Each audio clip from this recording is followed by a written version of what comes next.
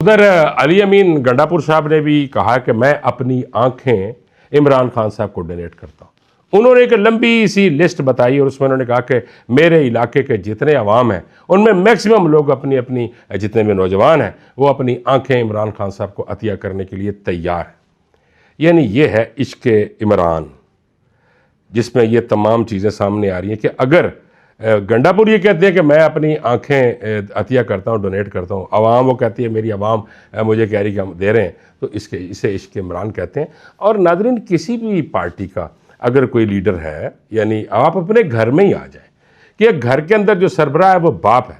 تو اگر کسی باپ کو اگر کوئی تکلیف پہنچتی ہے تو اس کی اولاد ہی اس کو رفع کرنے کے لیے آگے آتی ہے نا. اگر کسی باپ کا گردہ خراب ہے تو بیٹی یا بیٹا کہتا ہے جی میرا گردہ لے لیں، یا خدا نہ خواستہ کوئی ایسی اور تکلیف ہو کہتا ہے جی میرا باڈی پارٹ لے لیں میرے والد کے لیے. اسی طرح پارٹی کا جو سربراہ ہوتا ہے وہ بھی باپ کی حیثیت رکھتا ہے.